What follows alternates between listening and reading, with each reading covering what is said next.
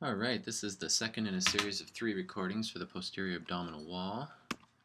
And in this recording, I'm going to be talking about these two objectives highlighted in yellow. So the lumbar plexus and the vasculature and lymphatic fluid in the posterior abdomen. Alright, so starting with the lumbar plexus. So in this slide, I'll just, you can see highlighted all the different structures that are part of the lumbar plexus. The lumbar plexus is a network of nerves that exit the vertebral column at the lumbar level. Right? So they're all listed here. In this slide, I focus on, or I list them again. Things that you need to know are the spinal levels that these nerves come off of. So it's important to know those numbers. And then the distribution, what I want you to know are all those things that are highlighted in purple. Those are the most important things. So getting back to the nerves, what is helpful to do is to be able to landmark these nerves to know sort of where you expect to find them anatomically. So starting with the subcostal nerve, it's actually the 12th intercostal nerve, and it runs just under the 12th rib. So that's where you're going to find it. If you can find the 12th rib, that nerve should be right nearby. The iliohypogastric nerve is a little difficult to landmark. There's nothing really specific about it. However, the ilioinguinal nerve, which is just below it, runs along the iliac crest, ultimately going into the inguinal canal.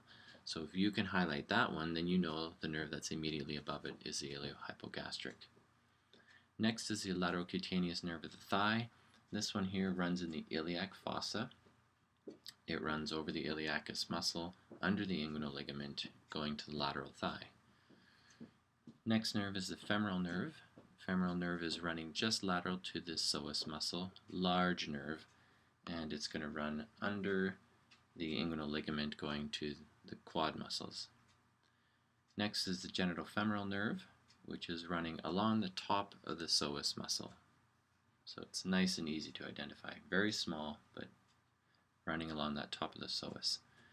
Next is the obturator nerve, which is not highlighted all that well in this diagram, but you can see it on the right side of the figure. This one runs medial to the psoas muscle, and it dips down into the pelvis, and it's going to exit the pelvis through the obturator foramen, which is, you can see that in the diagram. And those are going to supply, or that nerve is going to supply the medial thigh muscles. Then finally we have the lumbosacral trunk, and this is from roots L4 and L5, and they're going to descend into the pelvis to join the sacral plexus to supply much of the lower limb, which you learned about in the lower limb. So that's a little summary of the lumbar plexus. Next we're going to go on to the abdominal aorta, the next objective. The abdominal aorta runs from T12 to L4, and at that point it bifurcates into the right and left common iliac arteries. In the previous lectures we talked about the unpaired branches off of the aorta, so those are highlighted in green in this figure, that are going to supply all the GI tract. But there are also a number of important paired branches that are supplying all the other non-GI tract structures within the abdominal area. So starting at the top in this figure, we have the suprarenal, also known as the adrenal arteries. They have them highlighted here as superior middle. I'm not too worried about that. Just know there are adrenal arteries, and they supply the adrenal glands, which are small glands sitting just above the kidneys. And we'll talk about those later. The next set of paired arteries are the renal arteries highlighted in the figure. The right one comes off the aorta just a little bit lower than the left, and that's because the right kidney sits lower than the left. And the reason for that is because the liver's on the right, and it sort of pushes everything down a little bit lower as a result because it's such a large organ and it takes up more space. The next set of arteries are listed here in purple, and those are the lumbar arteries. And there's about 3 or 4 purple paired arteries, purple in the diagram, and these are supplying all the muscles and tissues of the posterior abdominal wall.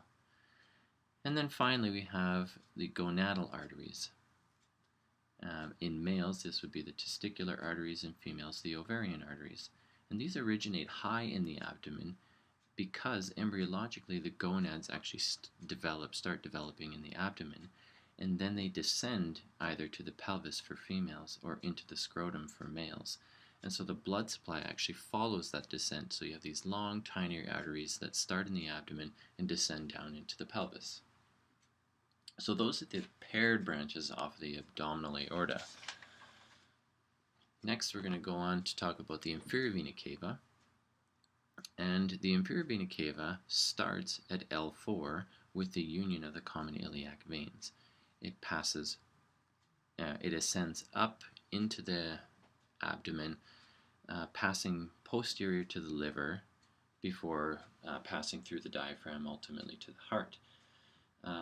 It's important to note that the inferior vena cava is not actually embedded in the liver tissue, but the liver actually kind of surrounds it or hugs it quite closely, but it's not actually embedded.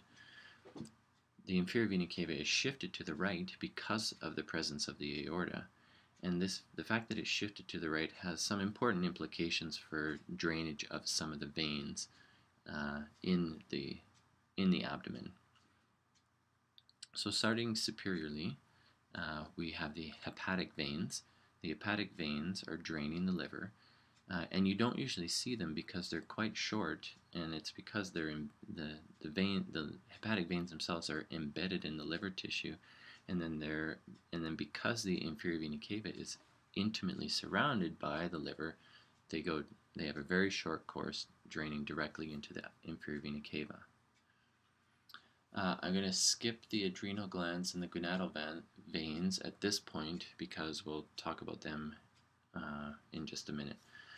Next are the renal veins. The right one is shorter than the left one, and that's just because the left needs to cross over the midline to reach the inferior vena cava. And then finally we have the lumbar veins for this slide, and the lumbar veins, nothing in particular about them. They are draining the posterior abdominal wall, and they have that nice segmented pattern draining into the IVC. Alright, so some exceptions to the venous drainage to the inferior vena cava. Because of that right shift of the inferior vena cava, the adrenal veins and the gonadal veins have a bit of a unique drainage situation. Starting with the adrenal glands, the right adrenal vein is going to drain directly into the inferior vena cava. And that's just because the IVC is close, shifted to the right, so it just drains directly in.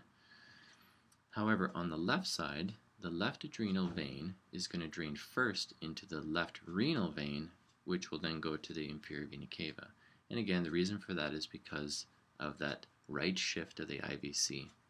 It's easier for the left adrenal vein to go into the left renal vein first. And the same thing is true for the gonadal veins, whether we're talking about testicular or ovarian veins. The right one is going to drain directly into the inferior vena cava because the IVC is shifted to the right. The left one, the left gonadal, is going to drain first into the left renal vein, and then it's going to drain into the inferior vena cava. So that's a summary of the venous drainage for the structures in the posterior wall. Alright, finally we'll talk about lymphatic drainage. All these structures of the posterior abdominal wall, kidneys, adrenals, posterior muscles, are draining into the lumbar lymph nodes, which is a group of lymph nodes in the lumbar region. Those are ultimately going to drain lymphatic fluid into the cisterna chyli, which is just a large sac right at the diaphragmatic junction, and that's going to drain into the thoracic duct, which you covered in the thorax. So, covered the lumbar plexus, the arterial supply, venous drainage in the posterior abdominal wall, and the lymphatic drainage.